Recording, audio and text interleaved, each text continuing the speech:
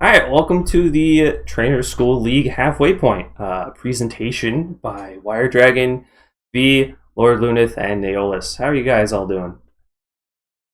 I'm doing good. I'm chilling. I'm tired. I'm ready. I mean, it's week I'm six. I I'm think we're all excited but tired. I had a long day of work, so but I'm excited to go through over this. For this little video here, we got our halfway point, which is we just want to check in on the league. It's week 6 for us, so just a little update, a little halfway point for us. So here we go for the standings. We got a terrifying AmbiBob-oms at a 6-0. If it gets a 7-0, he's pretty much secured first place. Any funny little quips that you guys got here? That Garganackle needs to die.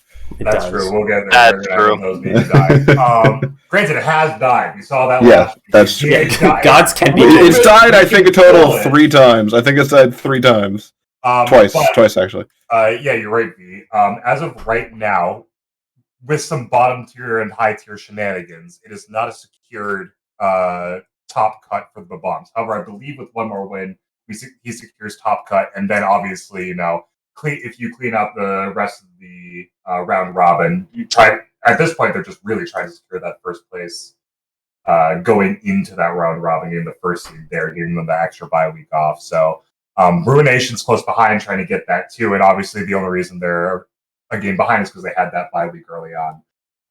But at this point, those top 2 teams are probably really like 1 or 2 games off from guaranteeing that final spot, which is going to put some strain on those bottom 5 who are currently trying to make it in last minute. I'm struggling. The Sinister Quils is struggling. I'm sitting comfortably right now.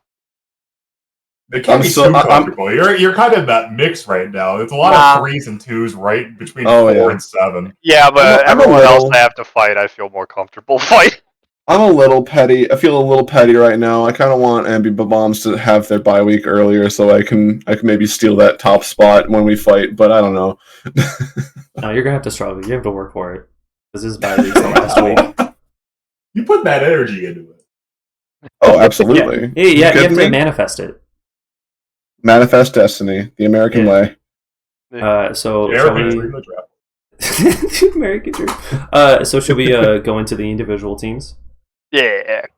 All right. So let's see what we got going first. We got Mikey of the Bone Club up first. Look at those losses and wins. He has wins. Good for him. Clap, clap, clap. Claps in the chat. Yeah, we do have to take a little bit of a step back here too, because technically that win versus the Red Hot Chili Peppers is due to a forfeit. We had some scheduling conflicts that week, which ended up giving them the win for that. But there is still a win here against the Chillin Cyndaquils over there.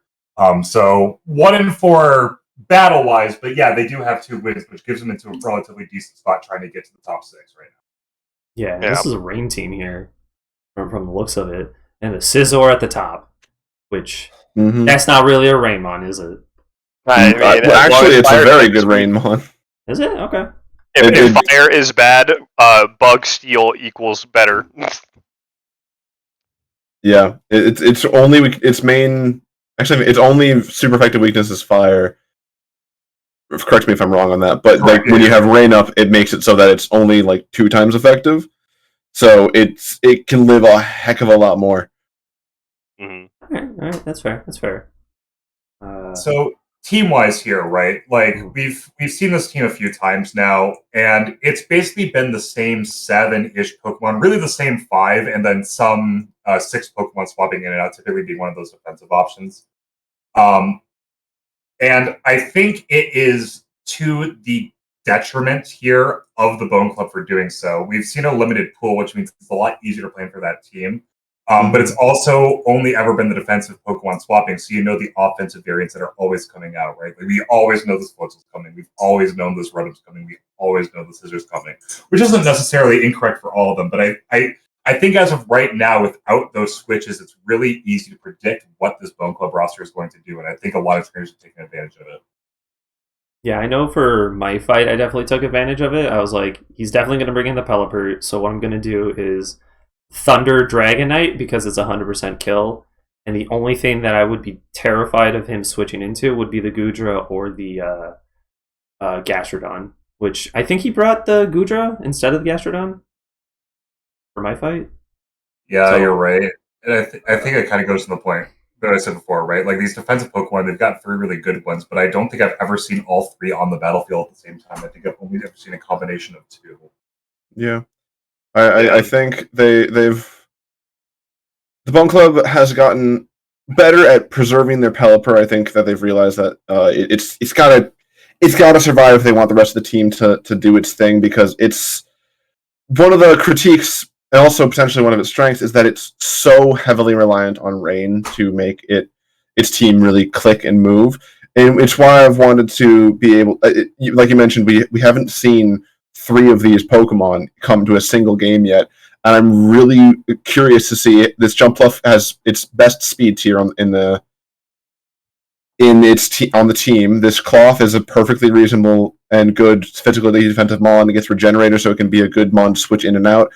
And its coverage can help cover some of the weaknesses this team might have to Electric type moves, even with that Stomping Tantrum ability to have Stomping Tantrum and just being a Rock type. It doesn't really care all that much about Electric types. I really want to see the Bone Club branch out a little bit more and use these other 2 Mons. I'm not sure what the Ampharos is going to do, but that Thunder is probably going to still do pretty good work if it comes in too. I do know that Ampharos is his favorite Pokemon, so he probably just picked it because he saw that it was available. And he was That like, is "I'm gonna do it." 1000% the reason. I was totally Yeah. there for that. But the upside of the Ampharos is that Pokemon actually, like, looking at it, I think it's because of the Mega Evolution they got a while back, got a couple different forms of coverage moves that the rest of the Pokemon on this team don't carry, especially the Dragon move. Like, the Gudra has it as well, but having a second Pokemon as a backup, along with a little bit of a split coverage and not having a Dragon weakness itself, does lend it some leeway, like looking pretty nice on the team. Yeah, there is something to be said about having decent coverage, because a lot of these Pokemon are pretty well in their niche of just being water-type Pokemon. They don't have the best coverage, just their secondary typing. Like the Pelipper has access to flying types, Toxapex has access to poison-type moves, that kind of thing. Another thing I want to point out is that like Wired said here, these Pokemon have been relatively the same sets. I kind of want to see more diversity in what he brings as offensive Mons versus defensive Mons, because like this Rotom Wash, its defensive capabilities are well known, but it seems like most of the time he brings something that wants to be switching in and out or just hitting with those hard Hydro Pumps or Thunders. But he hasn't profited off of it yet. Yeah, I think seeing a bulky set coming from the Rotom Wash definitely would be a surprise. At this point, any changes to the Bone Club team would, even if like it brings like the same ones again, like if they just adjust the general playstyles and like stats of these Pokemon with like their EVs, IVs, there could be some massive just like surprise factor, like haha, gotcha. Speaking of changes to the Gotcha, team as a nose. whole, speaking of changes to the team as a whole, this is one of the few teams that actually hasn't traded a Pokemon yet whatsoever, without like immediate like. And if you have a Pokemon specifically in mind, then great. But without any like immediate like Pokemon in mind, is there anything that you would think of that like maybe there's a chance to look for here? Because there's a lot of open availability to make those switches, but obviously I think it's a little harder when you have such a focused strategy like this Rain team is. Yeah, I think the first thing that comes to mind is I'd have to double check to see what Mons that he has to trade, but I kind of like Salamence for this team. It has access to like we talked about. This dragon typing is such a weirdly diverse typing for their Pokemon, but just has access to such good Flying Stab and Hurricane gives it actually a good Flying Stab move there, and then just its own diversity. And like we talked about, we want to see more diversity from this team. This own diversity would be able to bring so much cool things. It could bring it to Intimidate Mon to make it better to those physical Pokemon, because Gastron's really its best physical wall right now, and they haven't brought the Cloth yet. Mm-hmm. I think Salamence, considering it's open since the backyard Buzzwoles traded it away earlier this league. I want to see potential trades for that. I'm not sure what the trade for though. Yeah, I kind of agree there. Like the offensive pressure, like it's really focused on the very specific Pokemon in this lineup. So it's hard to argue with it because it's such a powerful rain team. So I think it would take some time to like consider what the actual Pokemon would be. But I do agree that the offensive pressure definitely might need to take a glimpse at it and see if there's anything that could provide just another type of coverage to help maybe diversify the threat pool here instead of only having to worry about really that water and kind of the electric dragon secondary. Yeah. So hopefully some changes happen, or he's just going to keep bringing the same team. Either case, hope that he keeps going for the next 4 weeks here. But onto the next people that we got. And that is the Peking Chus. Those are some losses on that side. That's indeed. Which is kind of wild with how scary this team is. It's just it has a bunch of coverage.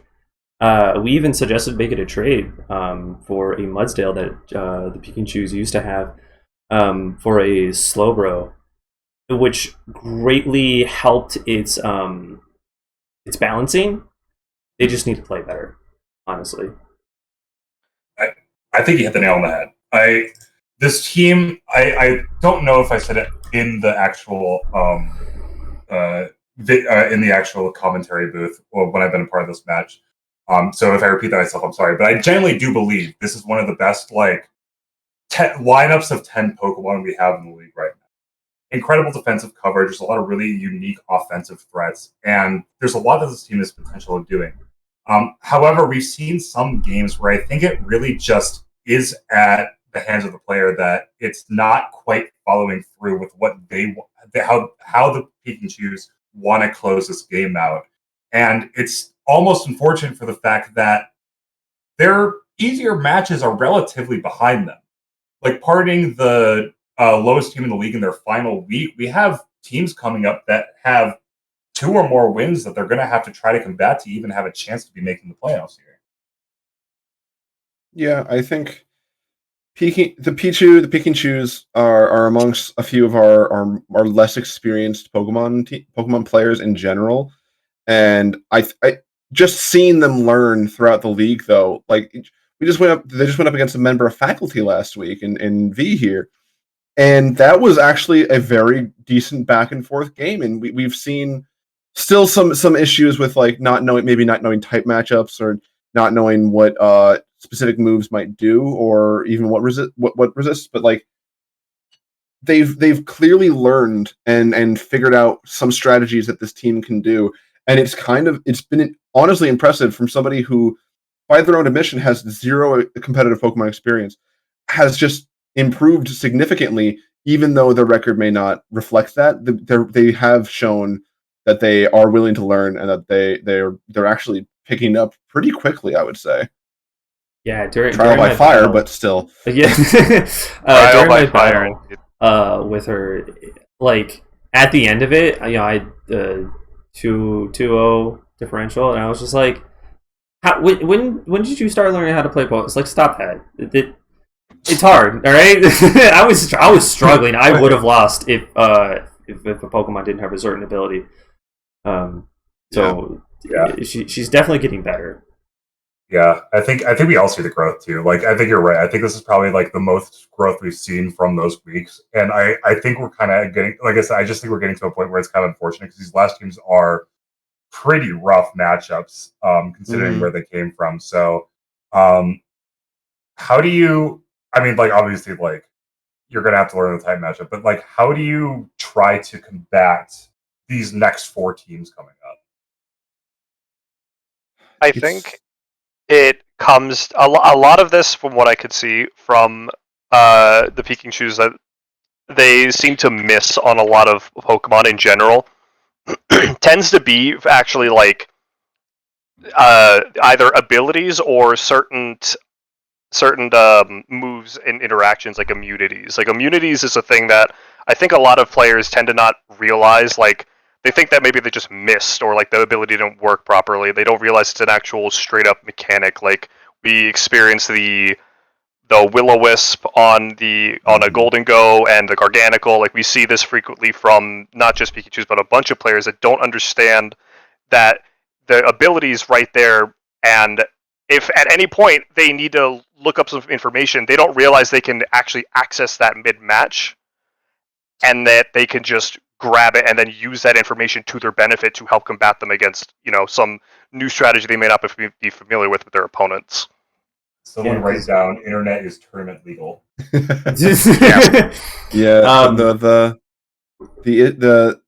The Golden Go and Garganicle specifically, with those two abilities that give them some interesting immunities, and even just type immunities for a couple of the, like Pichu and I would say even Salt, has been a big knowledge check for some of the newer players here, and it's fair. Even I'll sometimes think about. I'm still not 100% sure on everything that Golden Go it would be immune to, so I would never fault our players here that are some of our newer players for not knowing either. When I'm still, even members of faculty are still like, wait a minute, that doesn't work. Oh no. Yeah, the amount of times that we've seen that happen is very comical. Yeah, I think in the upcoming matches, I think it's going to be very important for them to just start using the resources that they have available to them. Because I think it should make a very large difference in suddenly being like, if I just click the damaging move that doesn't have a direct immunity, what are they going to do about it? I mean, we are the trainer school league for a reason, right? This is a great place to be able to find stuff out, both through reading, but also clicking the button, right?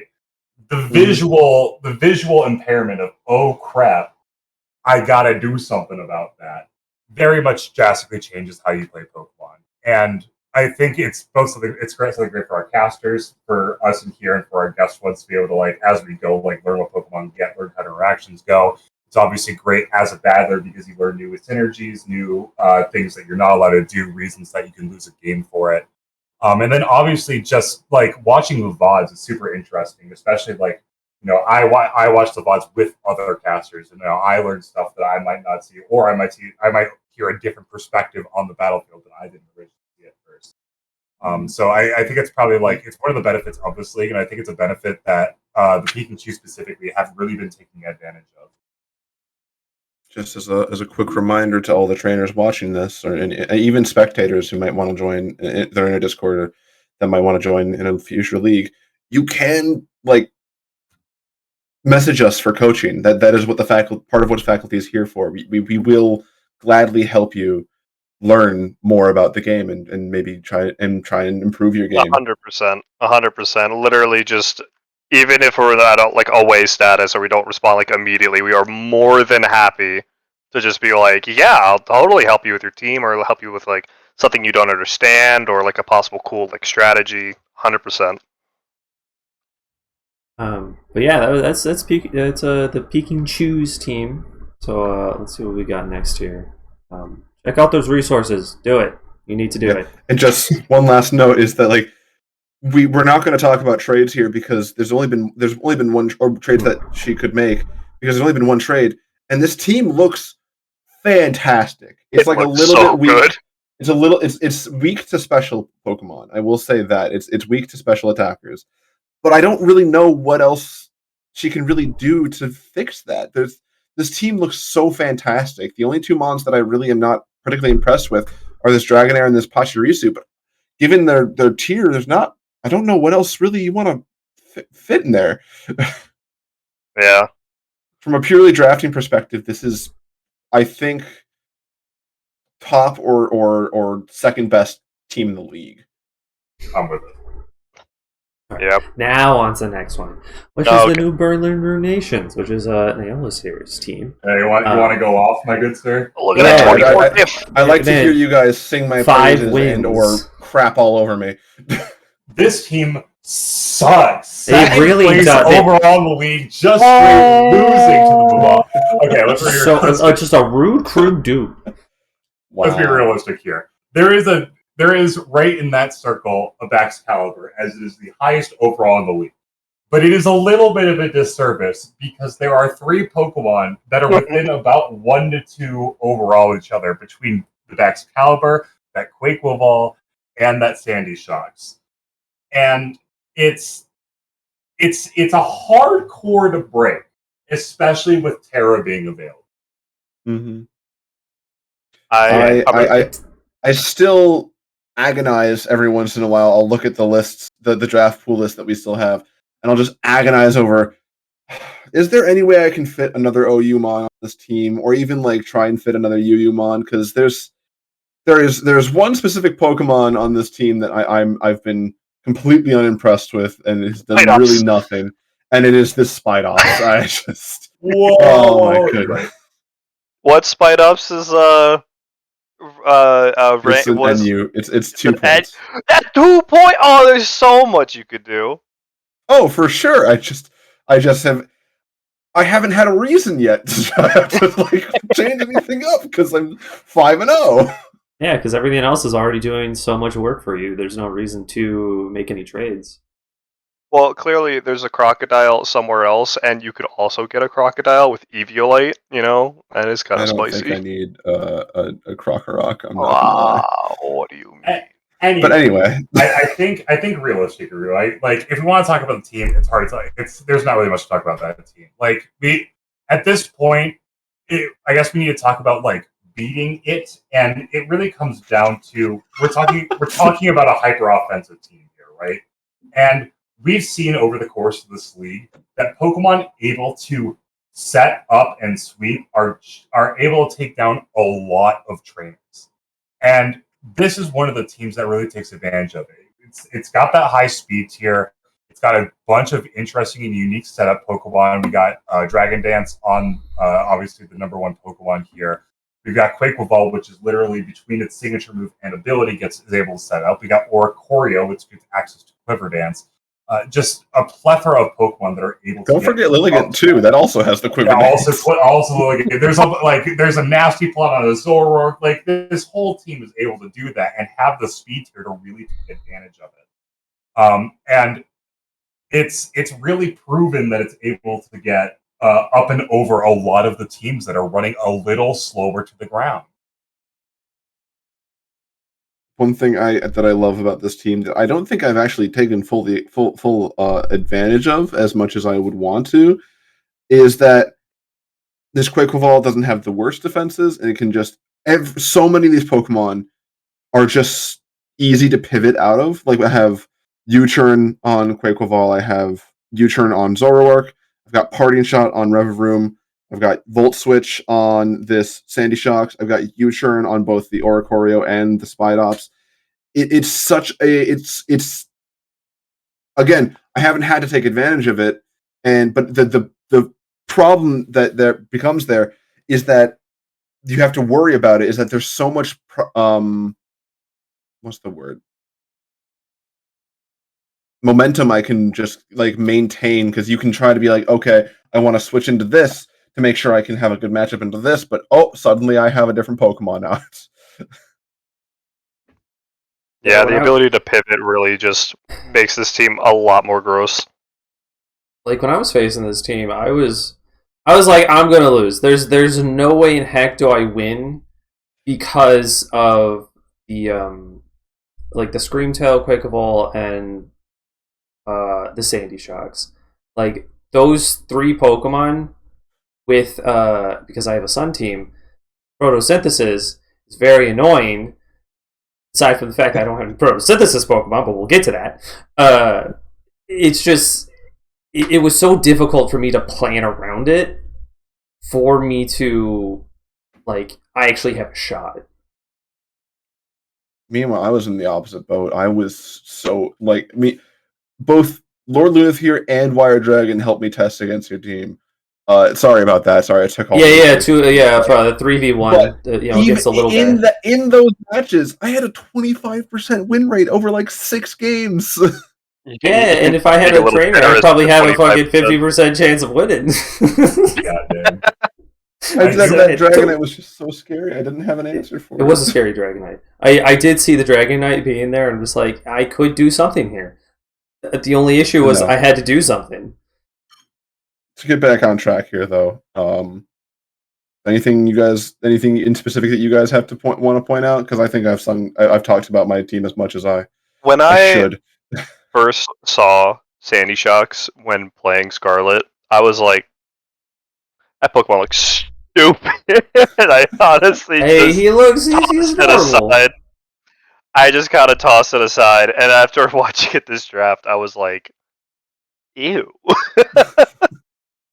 I am more than impressed with this Pokemon's performance. That turn 1 Thunder into the Bone Club went pretty hard. Oh, yeah. What a red card. What a red card. All right. I think there's exactly one thing I think we need to talk about before this. This schedule gets strained. Because not only are in the next 5 games, this team fights the bottom 2 in the league and the top other 3 in the league. So yeah, I'm sweating. I'm sweating a bit. I won't lie. Not to say that any of the matches prior were easy, but like we definitely come from a 5th and 6th team. Like we just talked about how weird the Quills matchup was. But we are getting into some. This Ruination is going to get into some relatively high tier matchups, and they're going to have to try. They have like a good security here, and I think with Chus and Chillin Cyndaquils coming up on this roster, I think they can pretty easily guarantee a team unless we see some absolute mad lad work coming this week. But those 3 final teams are going to give them a run for their money for the seeding that they're going to end up going into the top 6 of the rest of the bracket. I'm not worried about it. Oh, okay, Drew. Go on. Hey, other faculty members. You want to do something funny? How about let's help Peking Chus and Chillin Cyndaquils just absolutely decimate. It's going to be a little difficult, but I feel like we could do it. Yeah, we got this. All right. Easy. So on to the next one. I relish the challenge. The AmbiBob-oms. All right.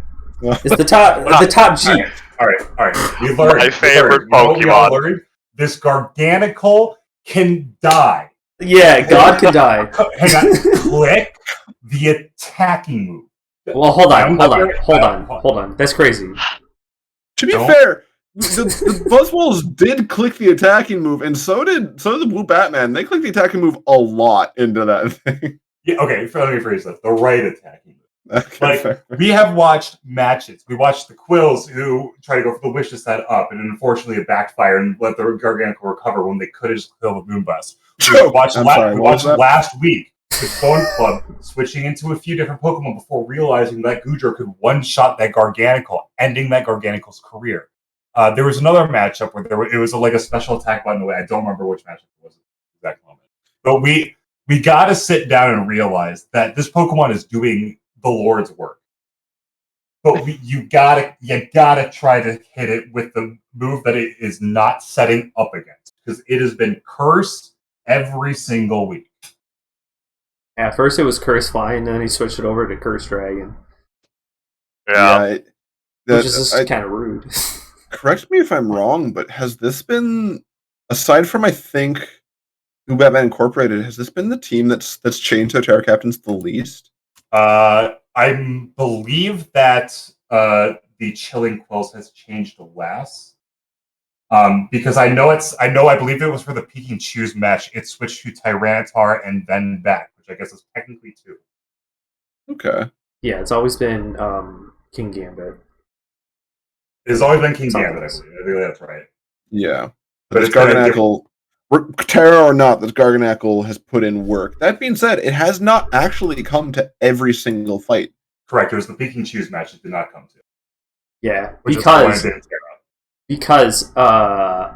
Peking Chus actually asked AmbiBob-oms, hey, can you not bring Garganacl? Because I know I can't beat that thing.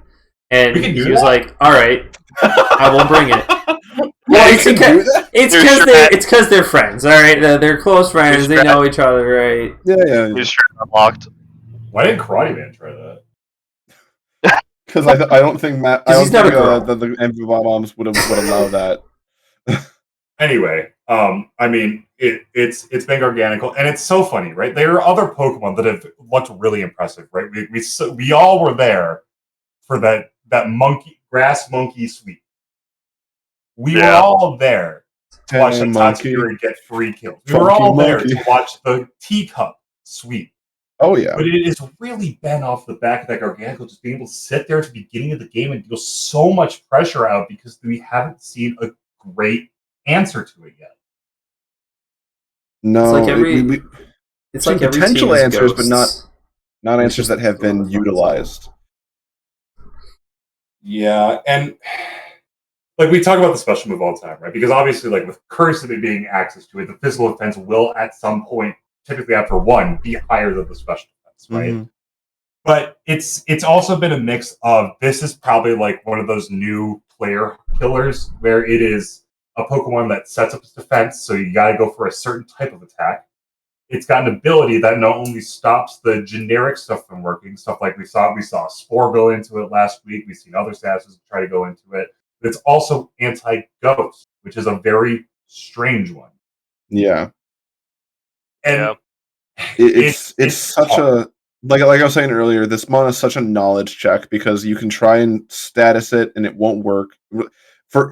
It's not quite as all-encompassing as, say, Golden Go is good as Gold, but Purifying Salt is still one of those insane abilities that you just don't really... You kind of have to think about, like, okay, what can I actually click into this thing? I'd say like public service announcement, but and we'll get into it in a second. But the next 4 fights are 3 of us and the Red Hot Chili Pellipers. So as a community, I'd like to sit here and say, Covert Cloak exists. Special moves. Anything else we need to add to this list, gentlemen? We did see a Covert Cloak come I could try. I could see if they're willing to trade it to me.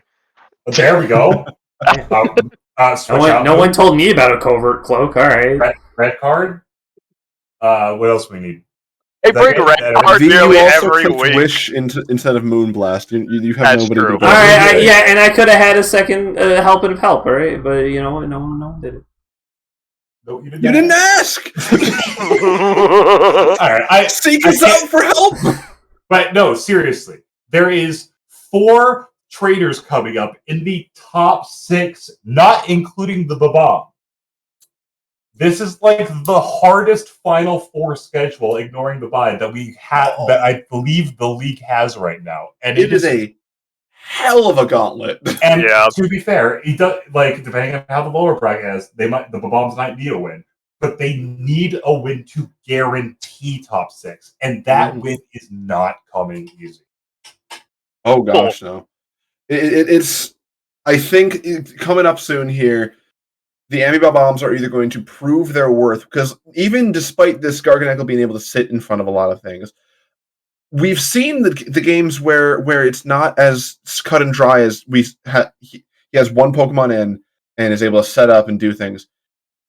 Hell, his match into the Bone Club last week proved that even when not having access to his best Pokemon in this Garganical, the AmbiBob-oms are still perfectly competent and able to like switch around and know about their own resistances and immunities, like the Storm Drain Tatsugiri. They have access to a really good speed tier in this Doug trio. Hell, when this Ice Cube's Ice Face is broken, that's I think one of the faster mons in the entire league. It's got 130 base speed. And once, like you said, with my team, the setup potential here with Shell Smash Poltegeist, Dragon Dance on the Tyranitar, even Swords Dance up with this King Gambit, Nasty Plot plus Storm Drain for a water immunity off of this Tatsugiri. It's honestly kind of insane that he's been able to get away with just using Garganical. We haven't even been able to see the full power of the rest of this team. This Poltegeist and this Passimian, obviously, we've seen, but it's kind of wild. Because once you break through this Garganical, there's still such a even more of a wall. It's not just the one thing. And wow. I think in these following matches, I'm excited to actually come out and we get to see the full potential of this team.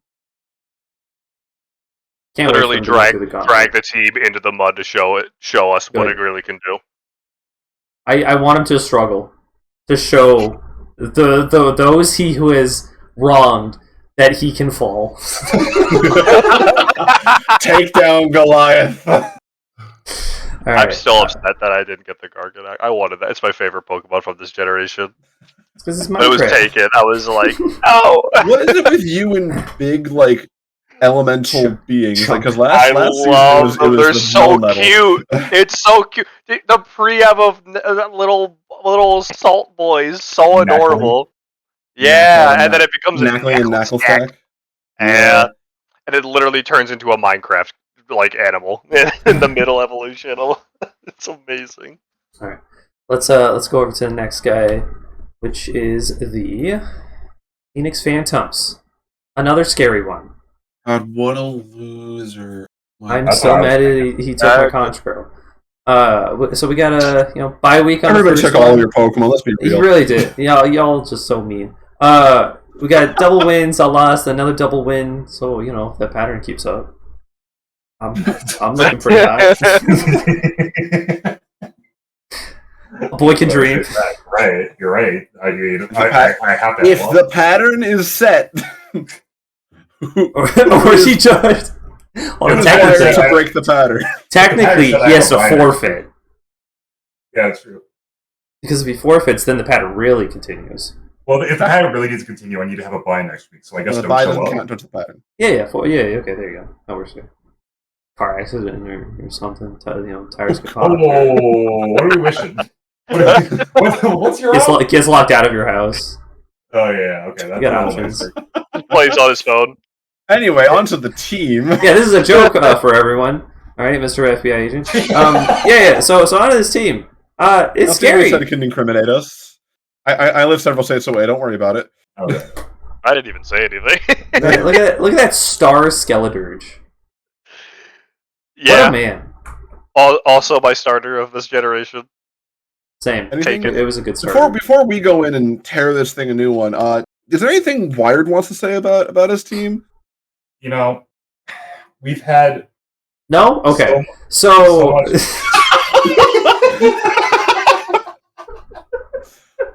Wow. Continue. Oh, that's so fair. That's so Yeah, fair. I think I've already taken the Elder the Quills. So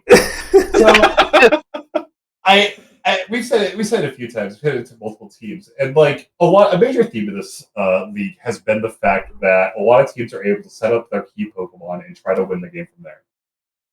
And I am literally unaware. I have never had a first pick sit in front of something for so long in my life. And it's Karate really Man definitely felt that. Karate Man definitely. I apologize a little bit. That was a terrible blast. But it's really focusing on it's been really all about this Dirge offensively. Because if you take a look at the rest of this team, it's in an interesting position where about all the Pokemon on my team have been on average positive and close to each other. They're all about 0 to 2 overall, which just kind of shows that everyone's kind of pulling whatever weight they need to be. And then this Dirge is at 8 or 9 or something. It's a Pokemon it's a Pokemon that stops them from doing what they want to do. And to the counter argument here, I think that's how this league needs to be played, because my biggest loss was to the Pellipers, who stopped what I wanted to do. Yep. I if offense is the name of the game, then you need to play. The counter would be to have something that just doesn't care about the offense and can. What also? Let's just say it outright.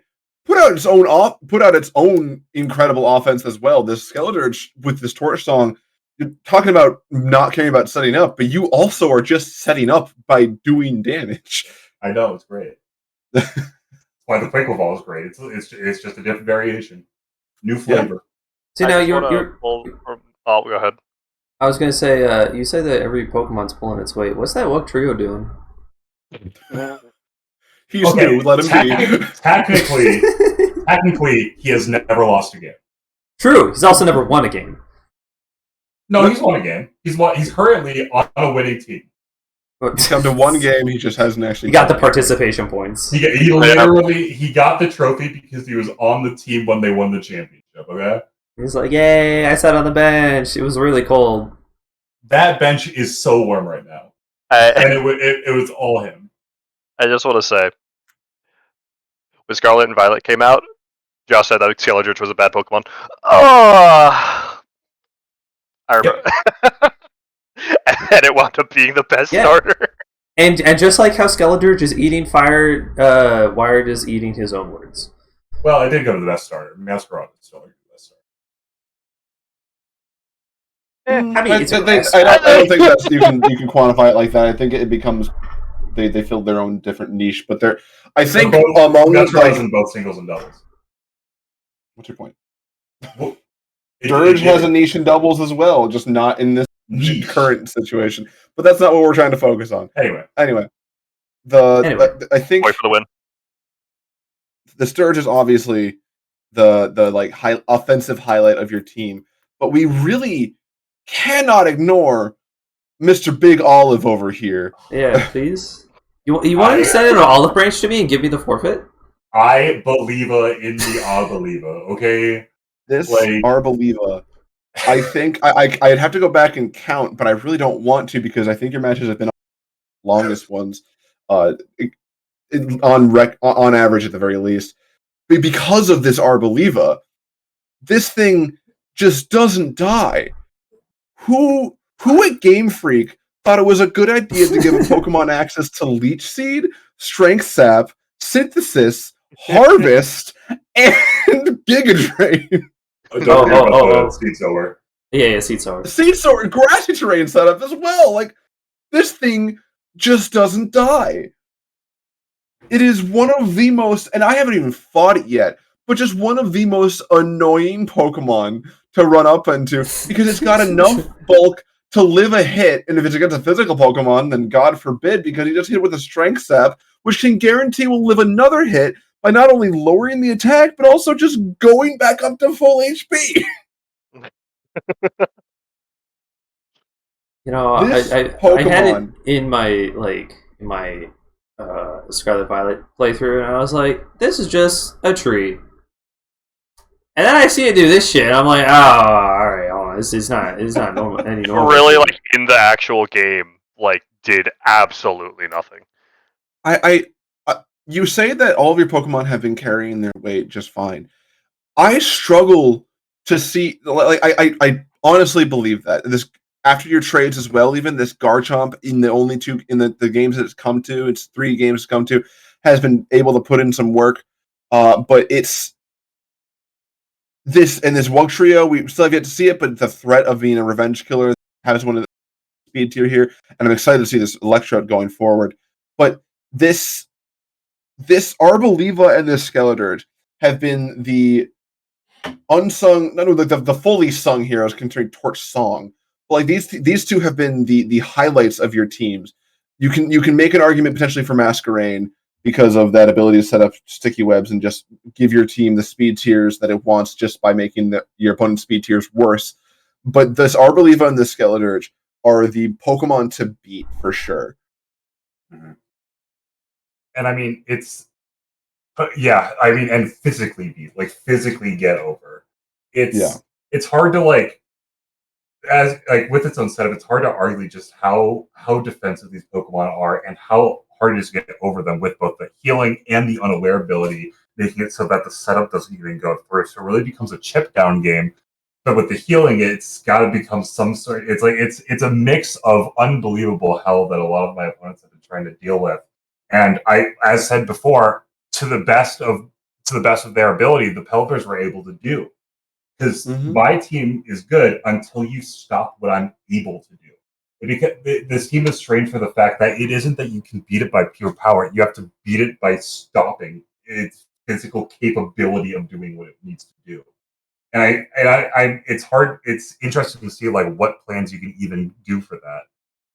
Though I say that going into some teams that have some of the hardest hitting Mons in this league, right? We have an Iron Moth going next week. We have a Great Tusk the following.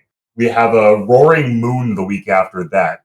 Then the Organical's a little strange. That's a weird matchup. And then obviously we have the Baxcalibur that final week, right? Like we have Mons that have provably been able to get over those major obstacles because they hit so hard. And I think it's gonna be a challenge to try to take those obstacles on one by one. I think another thing that I will say to some of the teams that you fought so far is that I think that people are trying to give your team has such, especially if the trades, has such a good balance. I think amongst aside from maybe Pichu, your team has the best balance going on between defensive and offensive Pokemon, and it just seems like a very bulky offense balanced team. And I think what people are trying to do is that they see that you're bulky, and they're like, okay, well, I can't one shot you or anything like that.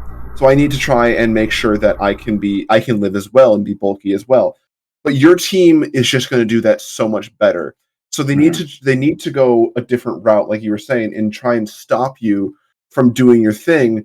And you can be as bulky as you want, but if you're unable to actually hit things or do as much damage as you want with that while hiding behind that bulk, they either need to stop you like we saw the Red Hot Chili Pellipers do, or they need to just try and punch through as hard as you can, like you were saying with some of the teams that are coming up soon.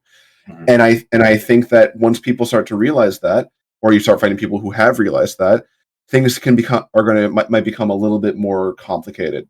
Right.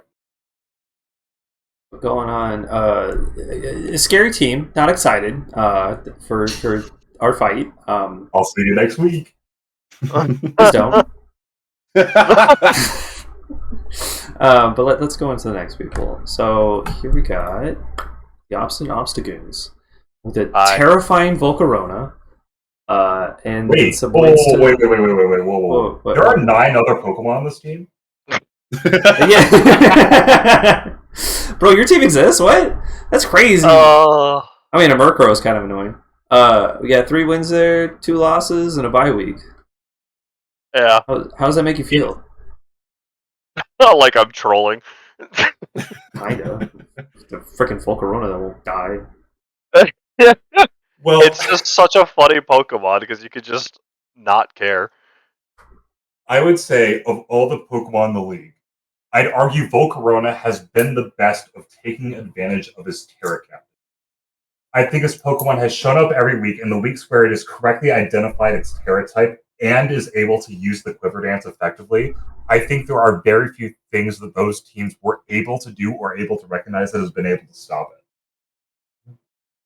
Yeah, I agree. I think just looking at your matchups here, one of your losses is to the backyard Buzzwoles, and if we look back at that match, it was honestly almost like a masterclass in counter team building from the backyard Buzzwoles, because not only did they bring Dragon Tail on their Gyarados, but they also brought Roar, Max Special Defense, Careful Natured Dockspun to make sure that it could live even a +2 attack from this Volcarona and have 2 potential outs in case it did go that Terra Fairy typing.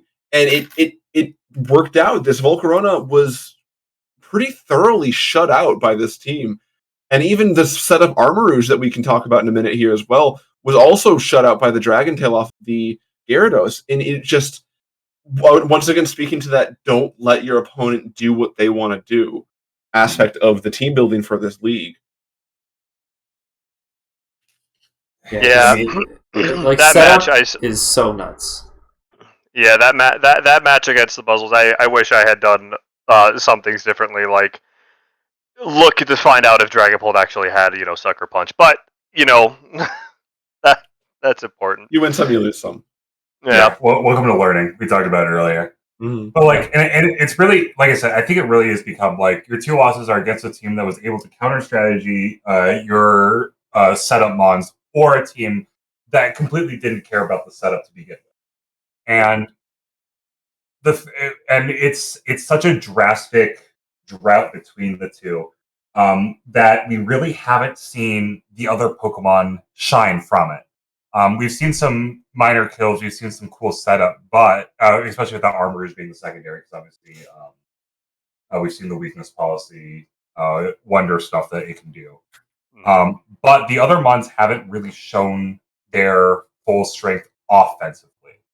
And I think it's going to be interesting to see as the league progresses, as people start realizing, coming up with strategies to beat this Volcarona, if that rest of the team is up to the plate to be able to come in and do what they need to do to close out a game after that Volcarona has clicked its necessary button.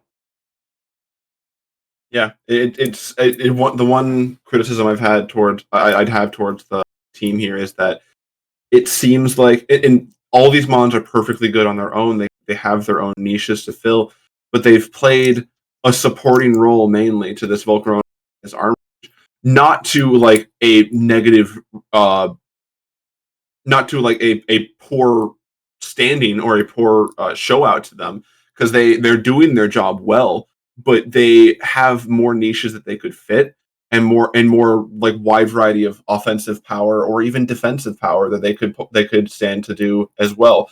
Volcarona, you've brought as bulky, you've brought as hyper offensive, you've brought Swarm, Flame Body, you've brought different sets. You've shown just how versatile this Pokemon is, but it's made it so that we haven't been able to see a lot of the more versatility from the other Pokemon. Like this Clawitzer. This thing has so much offensive potential, and it just, if you're able to support it like you do this Volcarona, then I think this thing can do almost as well as this Volcarona.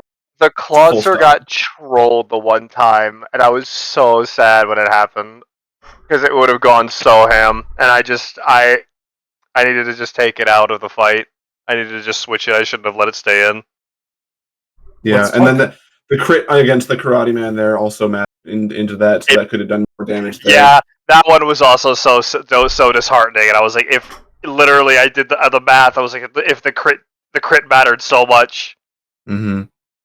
Let's talk about the future here, because with currently in 4th place, having a good shot to go towards that top 6 bracket, however, kind of in the slum of some of those other 3-X, 2-X players.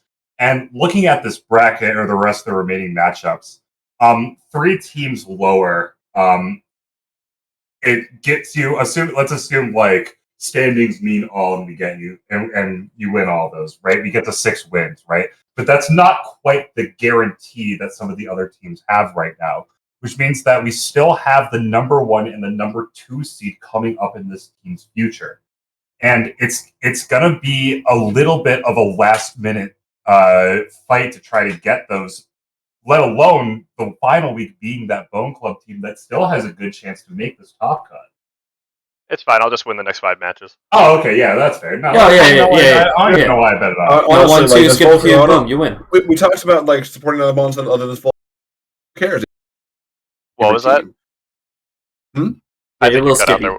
Oh, we talked about this Volcarona being like the maybe supporting the other Pokemon other than this Volcarona, but like who cares? Just have it sweep every team. That's true. I mean, I've also the first week, Phalanx did decide to just show up and go no retreat. It goes burr. It do go burr. It was taken out in that match, but it did go burr. It went burr so hard. The set worked. Yeah, the set worked, and I'm wondering, like how many people are just going to be like, it's no retreat, and then I just do something stupid. Hey, sometimes raw close combat's hit. Yeah. Yeah. Sometimes it just hits. And also this trade up into this Iron Shreds, getting Grass Dark type on this Masquerada. Honestly, very good trade. I remember talking to Wired about the game before you made that trade, and we even tested before you made the trade. And the day after, the morning after, I get a text from Wired here. I'm like, oh look, a problem. Oh yeah. It also gives you that much needed hazard removal to help protect this Volcarona and Armrouge. Maybe make it so they don't have to bring one of them doesn't have to bring heavy duty boots every single week. Yeah, I mean, I'm still looking at things on this team. There are things that still, I look at it on the team and I'm just like, I kind of just wish I had a different Pokemon. Mm-hmm. But I mean, we'll see where things go. I can't make any more trades this week, obviously, but we'll see what happens in the upcoming weeks. Yeah, I'm excited to see it. Hopefully, something happens positively for someone here. Not going to say Hopefully me. specifically. But going on to our next player of choice, we got the Backyard Buzzwoles with that 3-win, 3-loss, no diff, and no diff. No diff. A completely null diff. And just that Iron Valiant just sitting there staring at us. Menacingly. So, ignoring all the Pokemon on this team for a second. Do we have to? Looking at the record of this team, this team has lost to first, second, and third. That is true. Yeah. There is every other week after this, by record, only gets easier. And there are still incredibly powerful Pokemon on this team. I think this team has probably the two best draft league Pokemon on it in this Dragapult and Iron Valiant, at least from the pool that we're pulling from for this league. Mm-hmm. In the Paldea decks, and it's shown in team building, people trying to figure out how to beat this, and it's shown in just like how powerful these things have been and how much of a menace they are on the battlefield. Mm. Like this Dragapult and Iron Valiant, they're both incredibly good mixed Pokemon. They can bring a physical or special set each. So fast, some of the fastest Pokemon in the league with that booster energy, and we saw it against me. The freaking goddamn Choice Scarf Dragapult. Bro wanted to go Zoom. Bro needed to go Zoom. It worked. It did. I don't deny it that it worked, but it definitely caught me off guard. And like we're only focusing on those two. We go one step down, and there's a Golden Go and a Gyarados. There, right? Yeah. No, that's two really scary defensive and or offensive models. They're not quite mixed between physical and special like the Iron Valley and the Dragon, but they both have access to good setup moves, but also such incredible base stats that they can just kind of go defensively as well and still have decent offensive pressure and just have a really good presence on the field with access to that good as gold ability, which just is such an annoying ability. Nothing can really you can't really try to cheese it out with any kind of status move. Literally all status moves that identify as a status, like not just statusing it, it's immune to. You can't taunt it, you can't encore it, you can't disable it, anything like that. It's wild. And then this Gyarados having access to both Moxie to potentially sweep teams and Intimidate to make teams weaker, and just such an insane move pool. This thing's been around since Gen 1, and it really shows with how diverse the move pool is. If you just put enough moves on a Pokemon, it just becomes good, right? It's been good since Gen 1. It's already been good. Well, there's some bad Gen 1. There's a Gen Tuner. I will say too, right? The one weakness that I think a lot of the trainers who have taken advantage of it have identified, and not like a weakness like team-wise, but a compositional one, is once you leave these 4 Pokemon, the next 5, barring one which we'll get to in a second, the next 5 are not Pokemon that are every week superstar. And it leads to the fact that when you try to fight this team, you almost can guarantee that the top 4 Pokemon are always coming. They are probably some of the strongest top tiers in the league, but you know they're coming to you. Mm-hmm. And it makes for a really interesting team build, because it's a lot easier when you know the threats you have to deal with, and then you have to later plan around the Pokemon that are going to support those threats. We've seen the Sandaconda with the glare access. We've seen the Fido, wrong evolutionary line. Such an unfortunate glare. The Dodge Fun with the Wish. Mm-hmm. We've seen Rabsco the with Revival Blessing, right? Oh, They're really Blessing. here to support the top end of this team. And in the matches that they've won, it's really shown how well they work. I will say... Yeah, go on. I think you were about to get to it. There is a glaring weakness for some of these Pokemon, and that aside from Gyarados, they don't stand up to water types really. But hey, hold on. Don't talk about that, Kate. He doesn't want everyone else to know. But they have made trades recently, and they even traded to get this Gyarados. As far as I remember, they didn't have the Gyarados initially, correct? Correct. They're out of trades with the board. This is their final team for board. I would be super interested to see them try to. After their last match, I think it was last match. I was talking with him, and I mentioned like you bring like these 4 Pokemon and then this 2 season for flavor every week, and he's like, well, those are my 4 strongest Pokemon. But then we can look at some of the other teams that and like I'm also guilty of this. I'll bring a similar core of 4 every week almost. But we'll look at some of the other top teams like the Phoenix Phantumps, like you Wired, and you don't bring your best Pokemon, like quote unquote best Pokemon and strong Pokemon every week. That Skeletor just stayed home a couple times, and I'd love to see him bring like this Appleton to a match. I traded it to him, and it really does solve that water type weakness. This Sandaconda has pretty decent chances to do what he tried to do into me with the glare and like live a hit. But it's so tempting to build with these top 4 Pokemon that I think that he's been ignoring these other Pokemon and potentially throwing people off in the team building aspect of it by leaving some of those offensive threats behind.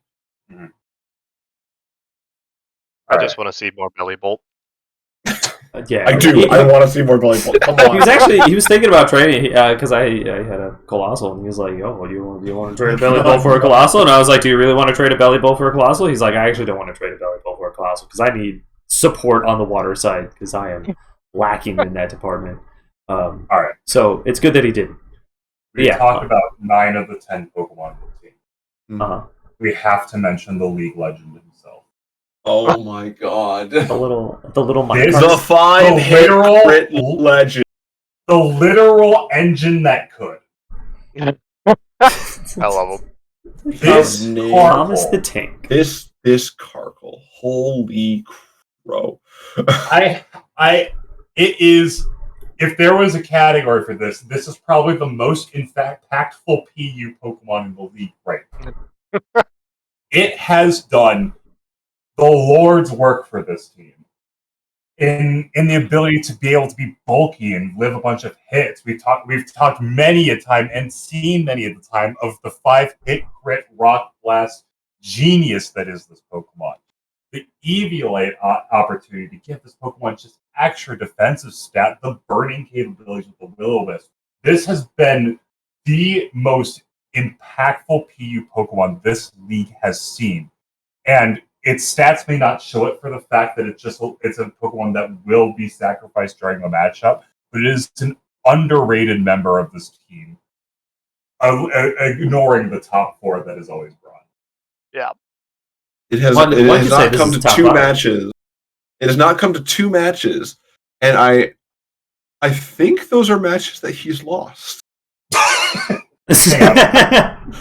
on. Did it really not come to you or Bob-omb? It did come to me, but it did not come to Bob-omb. Okay, it came to me. Did it come to you? Yeah. I had terrible waters that got blown up, but okay. Boom. But this Carkle has done incredible work for this team, and it would be a disservice to it to not bring it up here. As it is a. I'm living just saying that Garganacl may not have lived if the Carkle had a shot at it. Yeah, what does Curse do if he crits all 5 hits? Oh, you're right. True. That Flame Body could actually, I think, Garganacl. Yeah, I believe you're right. So like that could have done work. That could have done real work. Yeah. So that's the backyard Buzzwoles. Hopefully to see some funny things happening for your next 4 matches or your last 4 matches. Going down to the next Pokemon team, we got the Chillin Cyndaquils. Right. What do we think about this toxicity in I love the this star spot? That toxicity almost won last week alone against the Buzzwoles, who we just got off of how good that team is.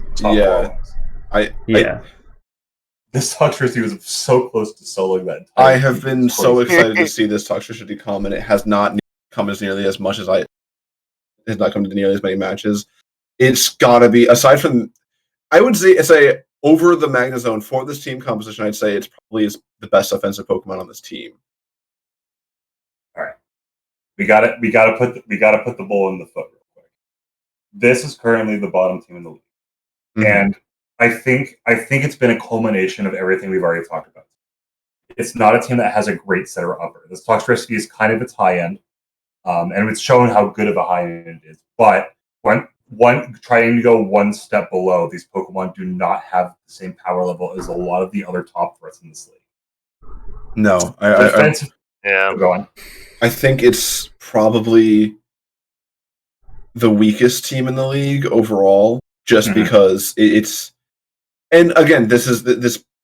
We're talking about a trainer who is newer to competitive Pokemon. I think this is probably their first ever experience with competitive Pokemon, and from what I've been told by Pichu on one occasion, I don't think Salt ever really played many mainline Pokemon games. Right.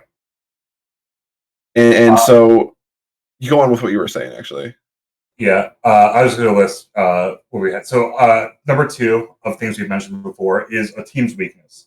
A lot of our top teams have a overall good base core synergy without too many major glaring weaknesses, which have allowed them to switch into Pokemon defensively, try to pivot into getting into a good position. This team does not really have the coverage to be able to do that with an exceptional glaring exclamation point to fire. There's exactly one Pokemon on this team. Don't tell them that. There is a fire weakness on both Cyndaquil teams. Bro, why are you so loud? This Vaporeon being the only defensive option, pardoning Terra, obviously. But after we get past that, I believe the math is there are 7 to 8 Pokemon on this team that are actually weak to fire, counting the Toxic Dry Skin ability, and 2 that don't resist. So 9 Pokemon that do not take a fire move well. And it's really bitten them in the rear end for it, like especially coming from some teams that have had some really powerful ones, right? We've seen the Sunny Day variants come from this Woobatman, maybe not exactly the fire type weakness, but going for that steel, right? We've seen the Skeledirge from my team, right? There was literally nothing that Skeledirge could not have done to that team, and it's hard because we're getting into teams that have even better fire type options, right? Next week's the Goons, who have the Volcarona. The following week's the Quills, who have the Iron Moth. Hell, the Oricorio the coming week after that is something that they're gonna have to realize they don't have a great option for. And with 3 available trades, they might need to take advantage of those, whether solo or through communication with other teams. They're maybe other teams that are trying to knock some lower ends off the peg a little bit to make their life easier at the top end of the bracket. Yeah, because like any type difference would be helpful at this point. Other than getting more fire type weaknesses, like ground would be an option, dragon would be an option, another water type even would be helpful. Something I think that would be really cool to see, given that this Earthworm is like their OU picks are Earthworm and Amoonguss. We still have access to Shed-Tail, but with not a good setup mon on this team, like a lot of the other Pokemon in this, a lot of the other teams in this league, this Earthworm Shed-Tail is not doing nearly as much. It's not going to be able to do as much as one would want it to do. I think if we're looking to try and make it better into fire types, I think like a trade for like this Orthworm trading for like a Dondozo or a Cerulege looks insane. I mean, there's a Tinglu in OU. There's that too. There Though. is I think any of the OU Pokemon available aside would be a perfectly reasonable and good trade for Salt to be able to make. And there's 3 grass types, right? Like 2 of which is the bottom of the tier that do very similar things. And I think just even one of those switching to maybe a bulkier Pokemon or maybe a hyper aggressive that can cover that fire weakness could really boost this team up and give it that extra oomph to try to get through the rest of this bracket, because the rest of that bracket ain't that easy anyway. Yeah, you got facing 3 faculty and then one guy who beat the top faculty guy. Like, ooh. What do you mean top faculty guy? What the top faculty guy? Thank you. I'm the top faculty guy at the moment. Top faculty in terms guy. of records. But according to records. Negatives aside of this team and the fixes that could be made, we did see just last week into Karate Man, this toxicity almost took it. Like the Karate Man's not like we talked about how good that team is, and it ended in a 3-0. I think similar to what we were talking about with Pichu, we are seeing a legitimate improvement like coming through with Salt. I think Salt is starting to get a neat figure out like what they can do, and I am hoping that if he watches this or if they watch this and or maybe even take some of our advice, make some trades, maybe show that they have more of a run in this race than where we might be giving them credit for at the moment. And I just want to point out, as of this exact second, at an 0-5 record, this team is technically not out of top contention. They do have to run through the rest of these teams, but it is still a possibility. And even still, trying to just get that last push could be really powerful for this team, right? And I agree with what you said. Like, obviously, as we get through, the teams get more. Unfortunately, the downside of this team has been is we've not seen the change, right? And if we see that change, this team could really spike up in power. Yeah.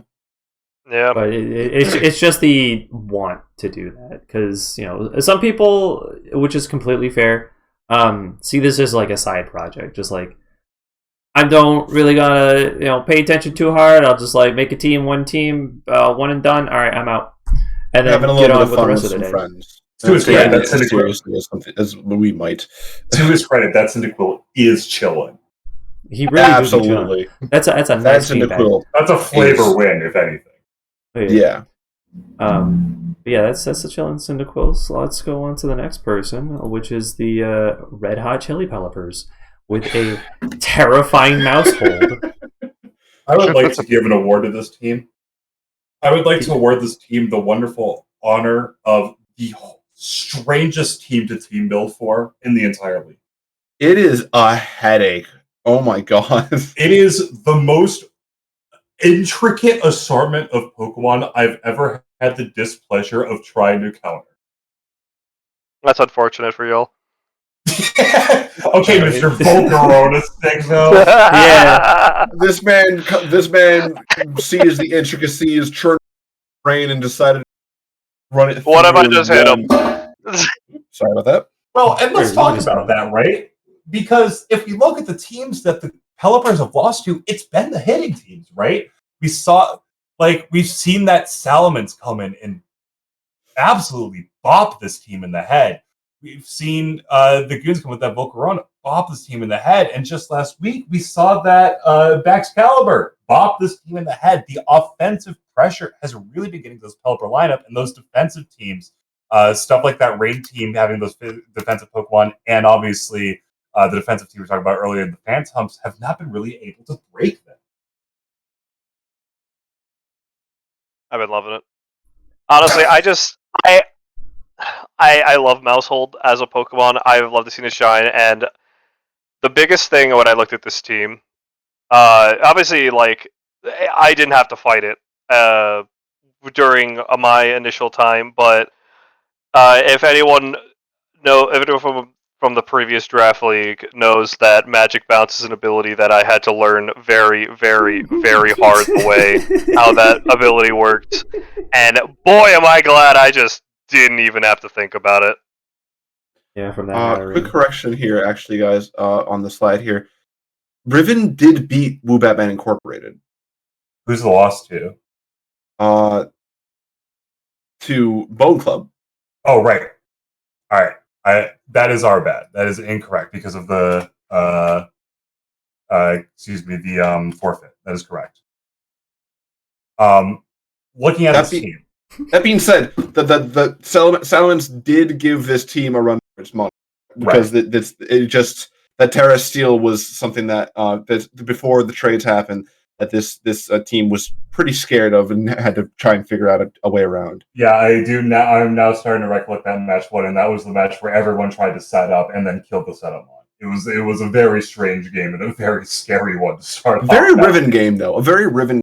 That was a very Riven game. We've talked about it over and over and over again in this already, but like setup is the name of the game. Like hyper offense setups kind of stuff. It seems to be the theme of the league, and then also stopping that. And Riven's team seems to be able to do both. But like that, Riven's also has a penchant for clicking the setup button and asking questions later. Why would you need to ask questions? With this record, some of those questions were answered by the setup mon. Mm-hmm. So, works in some favors, works and doesn't.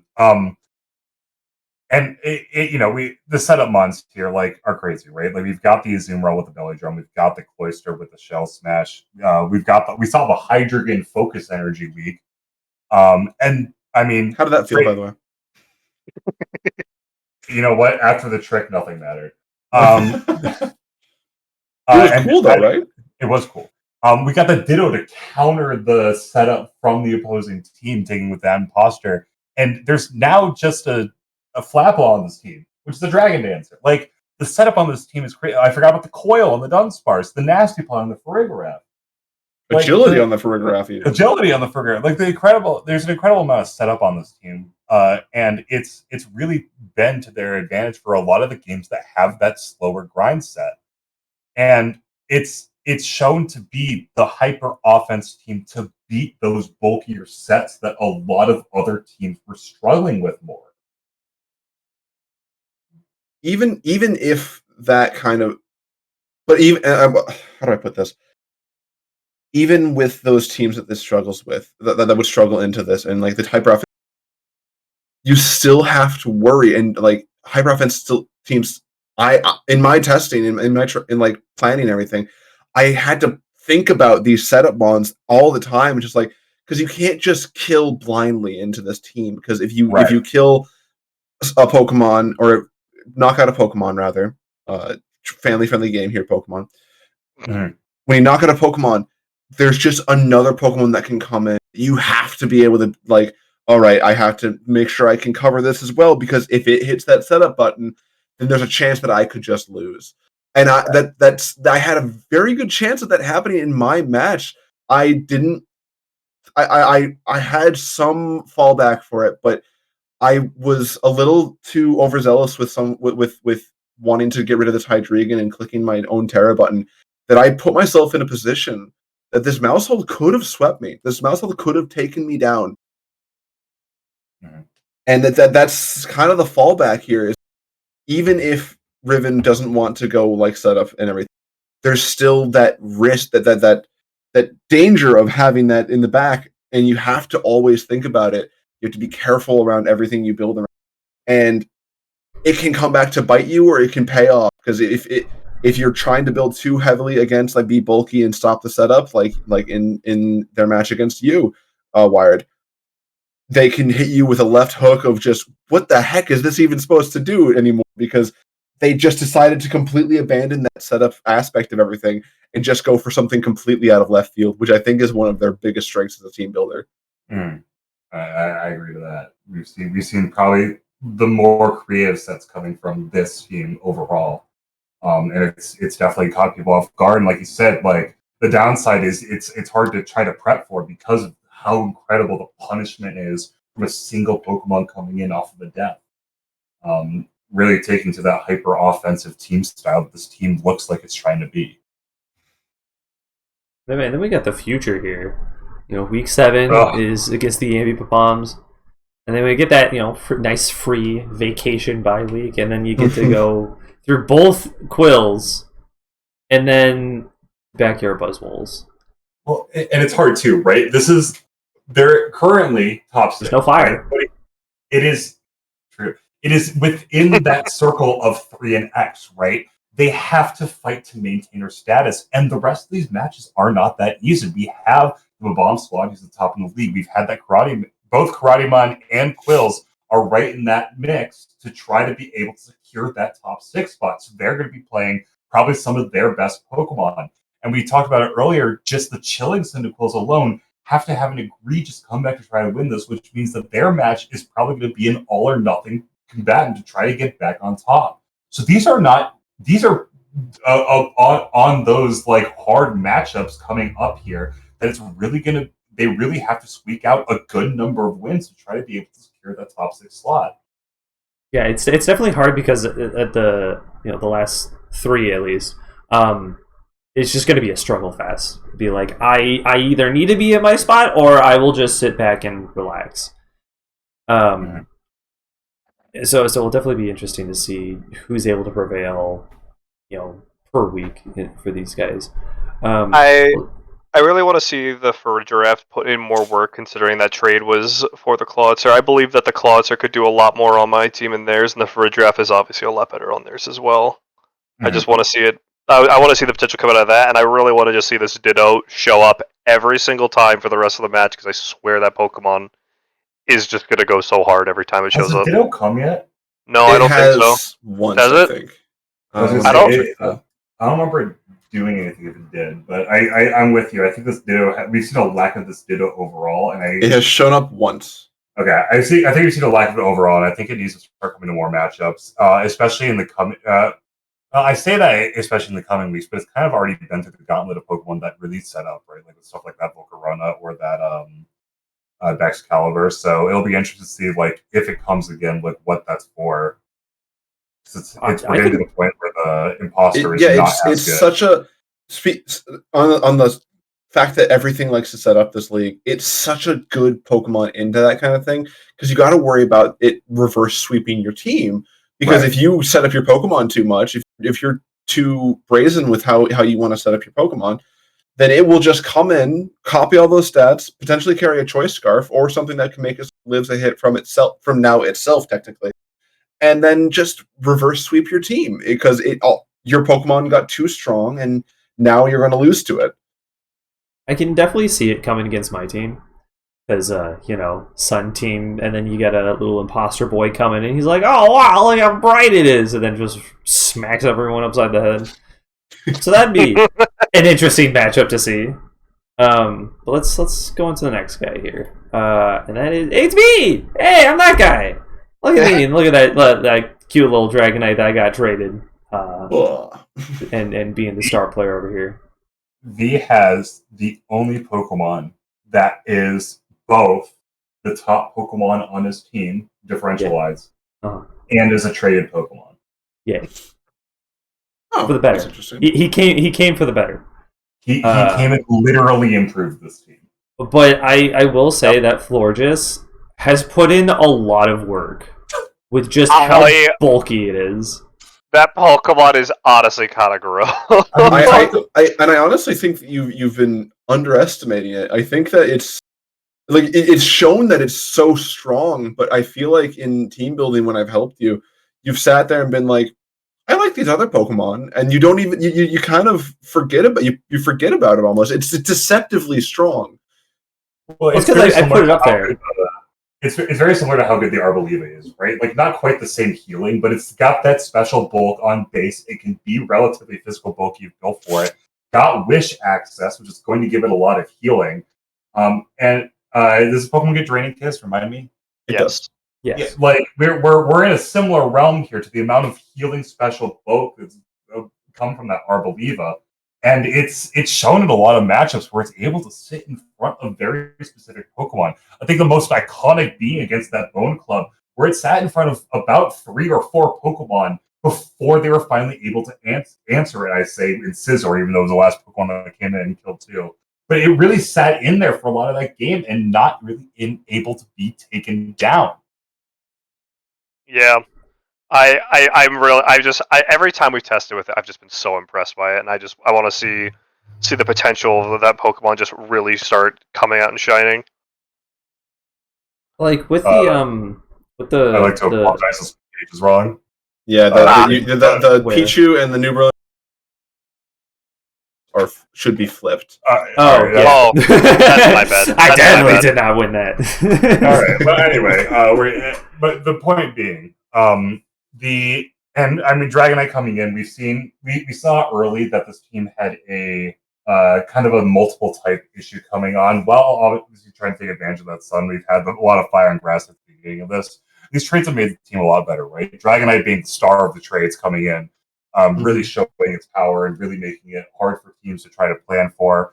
Incursion actually showing a decent amount of work, both defensively, being able to take a lot of hits from certain Pokemon, as well as try to set up this Iron Moth, who was the first pick overall for this team during the draft. Not to mention its ability to substitute it, or rather, support this hyper offensive potential core with this Iron Moth and Tauros, and now this Crocodile and Dragonite, by setting up hazards to maybe making those Pokemon that are coming in a little squishier. Right. And speaking of Crocodile being the trade this week, right? Like we've finally switched over to this point where the typings are really starting to come together, and we're seeing this Quills roster evolve overall and showing some real impressive, not only offensive threat, but some decent defensive Pokemon, where it's not really only relying on this Torkoal Florges like it was at the beginning. I will say, just the overall downfall for this team, for my team, is that I'm not able to put the amount of work that I want to into it for each match. Because I'm only allowed X amount of hours during the day. And those hours I'm either streaming or drawing or hanging out with other friends or doing anything else. Yeah, having a social life, doing literally anything else. Popular? What is this? Right? If Wired wins, it's because he's a freaking shut-in. Yes. Yeah, That's why I have to lock him out of his house, because that way he can't get access to his computer. And, it's the one time he's out of the house. Once again, legally, this is a joke. Legally, yes. In Minecraft, baby. Yeah, I use an iron door instead of a wood. I replace your wood door with an iron one. No I give you no button. No button. No button. Your tools are back inside too. So I'm not able to think this week alone. I've been busy. To let the kids who are watching the video who made it this far, an hour and 30 minutes in, we kind of scrounged up this video last minute. So be impressed, please. we are going into week 7. I think is what he's. No, for these slides. We made these in an hour. Yeah, to give you time frame, these slides were overall done in an hour. We had some previous minor stuff, but it was overall in an hour. And then recording wise, tomorrow's when the live matches start. So we're really fitting the gap here.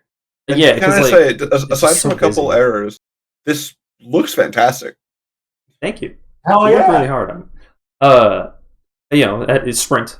But yeah, I just haven't had time to do anything Pokemon wise. I'm pretty sure I give myself maybe 3 hours a week to work on my team specifically. And honestly, with how I've done past leagues that we've been a part of, I've done better in those, only because I was able to give myself the time to actually sit down, think. I make sheets for these Pokemon, man. And they used to work, but now it's just I don't have the time to sit through it all and work it out. I know it's a good team, and I know what I should do, but play Pokemon is not one of the things I should do. Instead, I should draw, because that's what I'm good at. There are other priorities. We were talking about it with Salt, Pichu. Like there are other things that they're like. Unfortunately for you, it's just a matter of like time. It's not the highest priority you have, and it doesn't need to be. Yeah. But you're still like looking to the future, like we've done before. You have two of the lower teams in the bracket to fight coming up after you fight Wired here, and then you have two potentially like what's the word terrifying matchups to fight as well. So you're still in this like, because you have that bye week, you're not quite at that 3x range that you want to be at to try and maybe make the top 6, but if you're able to do well enough, if into these other two of these like harder matchups, if you're able to do even better than that, like pull out a win, even you still have a chance to get into this top 6. And I don't know that we were in the top cut last season, but I think it was just barely that you missed out on it. And I think you're still. As long as you start to calm down in match, because I think you've been panicking a lot because of the lack of preparation. I think you can pull out some wins and do pretty well with the team that you've assembled here after the trades. Well, the Pellipers and the Buzzwoles are probably the most important, right? Because those are around that 3x threshold we were talking about earlier. So beating those not only lowers their chances of getting in, but extremely raises yours, because you're effectively going 2 places by battling those teams that are right next to you. So I think those are going to be the matchups that we're really looking towards for this Quils roster, to really like try to focus all the energy and to try to get to that top cut slot. Yeah, I agree. I can do it.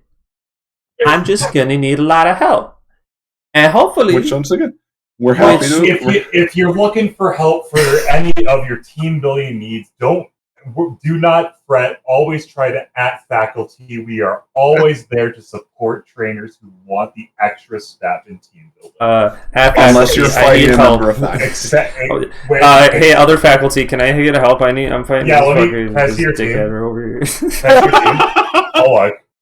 Oh, wait, trade team sheets right now. Yeah. Open team sheets. Lock them in, and then trade them, and trade sheets. Yeah. Let's just lock them right now. But yeah, it will definitely be interesting to see what happens at in the next 5 matches here. But enough about me. Let's go on to the next guy here, which is the Woobatman Incorporated. Yeah, they got the same team every single week, and that Roaring Moon is sitting at the star spot. And it's no Terraceal Ironhead. Get him. How does it lose? Oh, well, wait. Yes. It lost 4 times. But with Sunflora. We do need to take a step back, because I think this is a weird case. It's kind of similar to the Pichu. Similar but different. Where the Pichus may have had the less experience going into this, but the strong Pokemon. I'm not sure how to handle this, because we've seen like the 6 Pokemon we've seen from this team. This is actually probably closer to Bone Club, I think, is where I want to equate it. The 6 Pokemon we've seen have been good, but knowing which 6 come, and for the Woobatman specifically, knowing which 6 Pokemon in order has really hurt this team. Yeah. I've talked to Nicole about this, specifically post our match, or like before our match rather, and a part of the reason why has not been a lot, potentially part of the reason why there has not been a lot diversity in his team, is that his life has actually been pretty busy since this started, so he hasn't had a lot of time to be able to prep and team plan. So he put together a team at the start of it, and I think he saw it coming that he was going to be busy, and decided he would try and keep it going. But I think I proved it pretty easily. When you know what's coming, you can really plan for it pretty dang easily, and it's kind of hard to beat when you have a team that's been planned for exactly what you're going to bring. Well, and to that strength, let's do it right now. There are 10 great Pokemon on this team. Let's talk about them, right? We've seen 6 of them. And arguably, the most innovative of all these Pokemon has been that Sunflora. We've seen Yes. multiple different sets come from the Sunflora, both in that solar power and in that chlorophyll option. And, with the one win against the Chillin Quils, it hasn't been exceptionally successful. It's at least demonstrated a variety in that opening lead. And I think, we take a slight look to the rest of this team and we really identify some Pokemon that have, the potential strength to really come in and close out some of these games and change the momentum of how some of these games get played. Yeah, I would love to see I would love to see him apply, even if he just keeps bringing the same six Pokemon. I'd love to see him apply to that same diversity that he's decided to try out with some Flora to something like this Breloom. Maybe instead of bringing Poison Heal or Toxic Heal and substitute every time with Focus Punch, maybe switch it out for an adaptability set with, or is it adaptability or Technician that it gets? I guess Technician with access to stuff like Mach Punch, or even going for maybe even like switching out this Breloom for the Gallade with the sharpness, like a fighting type for a fighting type. Just maybe switch up like one Pokemon from it, try out some new things. This Braviary seems like it would be great with the Defiant ability. Wait, it gets Defiant. Yeah, you're right. Okay. Yep. I'm having a knowledge check right now because we haven't seen these Pokemon. We haven't seen them, yeah. And this Luxray that potentially fix the issue of like all these Pokemon are physical Pokemon, but they don't like, a lot of them are types that are pretty weak to common physical types. And this Muck has been unfortunately haven't been able to see this Muck do much, but it's a great defensive wall. It can stop the setup Pokemons with its access to Haze, and this Lycanroc it's a crime that this thing hasn't been coming to more games. This has such great coverage, access to Tough Claws, Excel Rock, an incredible offensive priority move, and I would love to see more diversity from this, if not in the actual Pokemon that come, but in the builds that he brings to the table. Well, it's hard too, right? Because obviously, like with the 6 Pokemon they brought, like the Sunflora is such a tempting lead, right? Because you want to set the Sun to immediately go into that Moon. Granted, you could do it a few turns later, but you got to start worrying about stuff like hazards, which they have to get rid of before they be able to set the Sunflora up. So it's been iconically such a priority lead for the fact that it's hard to do later, that it really lends itself to the downside that we keep mentioning of that predictability. And even if it's just one game where you go, okay, they know I'm leading Sunflora. If I physically do not bring Sunflora, all of a sudden they don't know what I'm leading anymore. And we actually saw that in the most recent match, against Matt, the AmbiBob-oms. Don't know why that was so hard to say there, but words are difficult. They didn't lead with that Sunflora, and that became like a real match. Like it ended up a similar way to how all matches go with that Garganacl.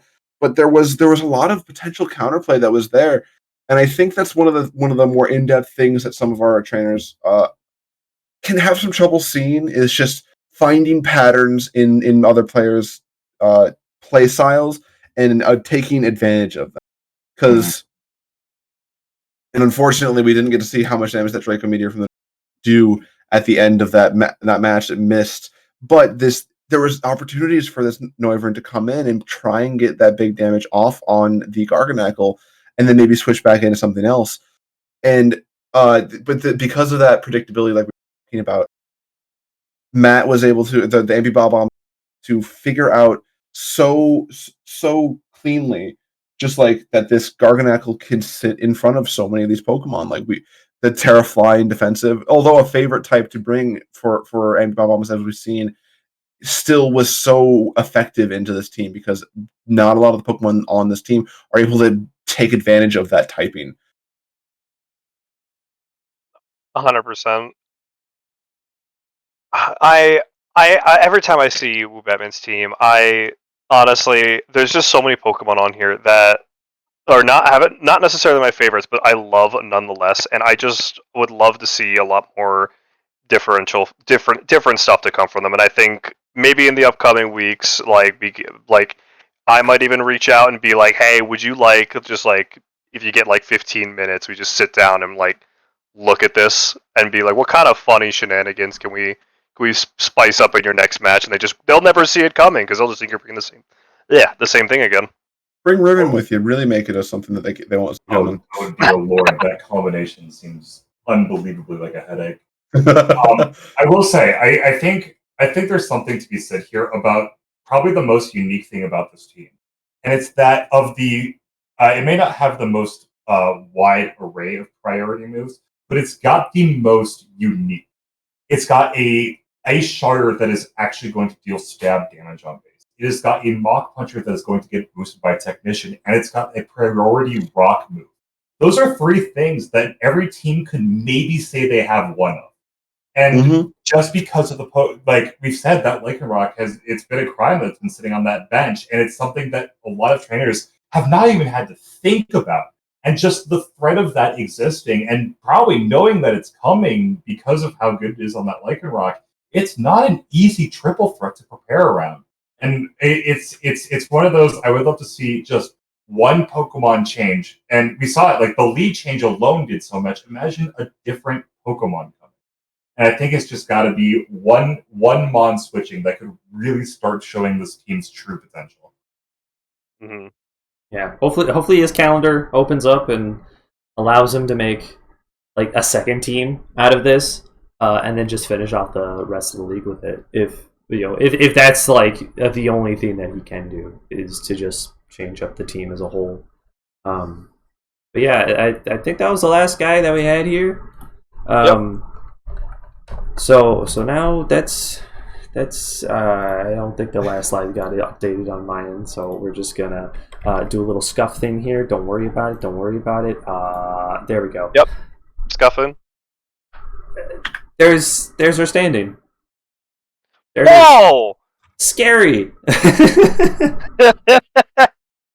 But yeah, hopefully we can finish off the last bout here with a bang, because like it is, there could be some funny thing like Bone Club and Sinister Quils. Those are the two. If they get some wins and the other three get some losses, they can jump up very high very quickly.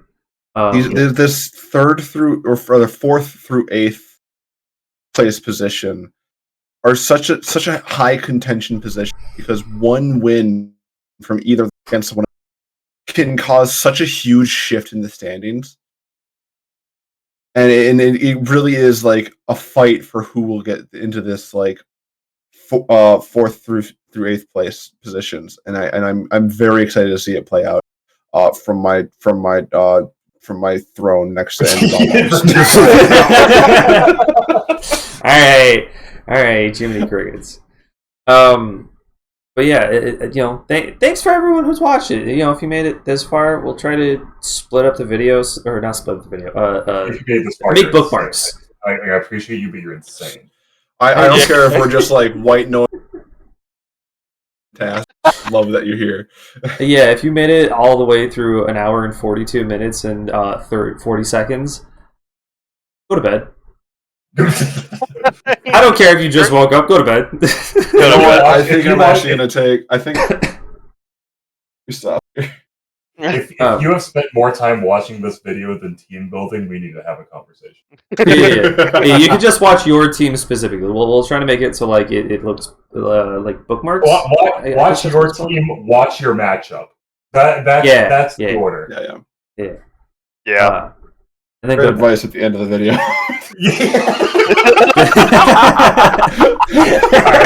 Alright, we're gonna have to make an announcement. That's gotta be an announcement. Figure something out. Oh god, you're killing me.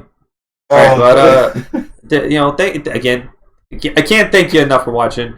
Have a good night or a good morning or a good afternoon. I don't know. Go touch some grass, take a walk, drink some water. You haven't done that. I know you haven't done that. We don't drink water. Hit the like button, boys. All right, bye, everyone. Bye. Bye. I can't. It won't let me end the recording. Oh god! No.